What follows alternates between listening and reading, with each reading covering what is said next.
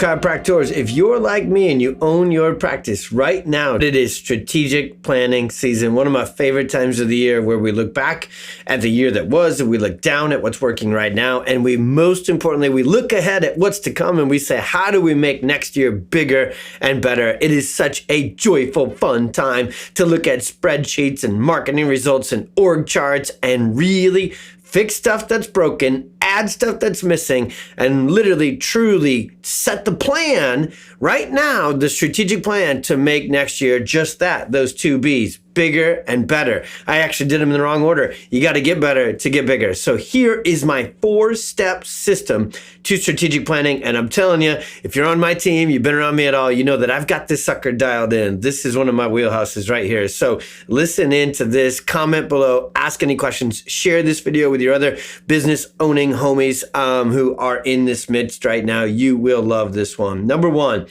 that I already said, look back and look down, but look intently, look deeply, look at your stats. So right now you should be stacked eye high with spreadsheets. You should be in Google Sheet land. You should be, if you're a weirdo that uses Microsoft, you should be in Excel sheet land. Hopefully you've got some sort of software that helps you track your KPIs for your practice.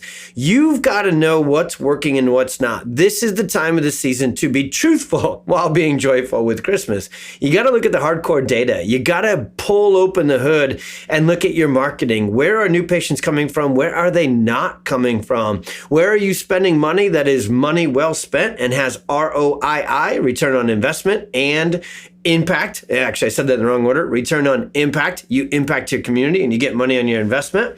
Where is your conversions? Are your conversions strong or are they weak? If they're strong, I'll go to the weak. If they're weak and subluxated, that means your communication, your certainty is subluxated in that spot up to that. So we could go on and on, but step 1 is you look at your stat sheets, you look at your data, and you let data drive your decisions. Do not do strategic planning based upon emotion. Don't even bother doing a strategic planning meeting or strategic planning of any kind if you're not going to pull out the sheets and look at the math that is measuring the success or not of your practice and use that to make your decisions. This is big girl, big boy stuff, and that is where math and data comes in. Number 2, once you have that math and that data, you can start to make projections. You can start to set goals and targets for next year. So the second step, you can't do without the first.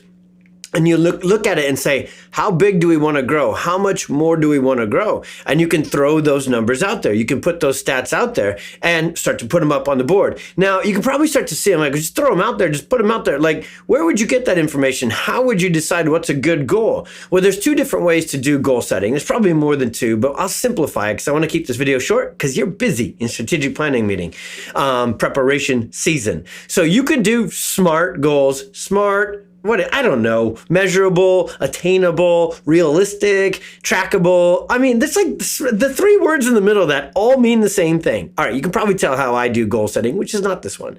And SMART goal setting is like blah, meh, achievable, track. Like, okay, I'm a visionary, man. I go big. So SMART goals, if that's how you're wired, you're super analytical and you like to play it safe, SMART goals are probably the smart way to do it. You can Google it, you can learn more about it. Stretch goals are what I love to do with our team. Stretch goals is, whoa, what if? What could we really do? And I will tell you, those of us, I'm kind of channeling my core mentor right now and guide person that we really look up to and get support from, Dr. Josh Axe, who has built legendary, impactful, and huge companies. He really has done so many awesome trainings with us when we're setting goals and setting visions. What would it look like if we really thought 10x or at least 2x or 3x? So that's step 2, to set your goals and set your targets. You are not done with, because these are just math. We looked back at the math and we're looking ahead and putting math to it. 3 and 4 matter most after number 2. They're the only way you have a chance to achieve number 2, and that is to build out the exact outputs and workflows. So action creates the achievement. Okay, not just this process. As much as I love the strategic planning and putting all the goals out there, I actually love the hustle. I love the grind. I love the getting after it. I love the GSD. So step 3 is all about GSD. What are you going to need to get done? You need to actually measure out and list out the work and the action. If you want to have that many, like last year, we set a huge stretch goal for new patients We broke our record for new patients this year. We broke our record for collections and value exchange. Well, when we set this huge goal of 800 new patients last year, we knew that we would need to take all the marketing moves that we were doing and make them better. We needed to fine tune our marketing machine. And we knew that we were missing 2 or 3 things that would generate new patients that we were not doing at that time. And we needed to add to it. So we spent a lot of time at our meeting after we set this big new patient goal to then set the work flow and to set the project management that said, okay, well, it's useless to set this big goal if we're not going to draw up the work plan and the actual formula and framework to get there. And that even, number 3, the work plan and the GSD plan is useless without number 4, which is where most people, they're so done with planning by this point, they forget about good old number 4. Super important. You don't have a chance of achieving your goals and hitting your goals without number 4, the who line. Who do I need to hire? Who do I need to level up? Who's on my team that me as a leader, probably this is actually be the cause of to get to the action. I need to level up my leadership to get my docs more efficient, to get my CAs more effective, more productive. Who am I missing on the team? Do I need to hire marketing help? Do I need to get a scan tech? Do I need an associate doctor? Who is missing? If you set goals, number 2, you now know what the work, and you took the time to do number 3 during your strategic planning meeting and season. What is the work that will actually accomplish it? I hope that you look at that work list and go, I got no chance, me, singular. And you look around the room and you say, hey, they can help here and they can help here.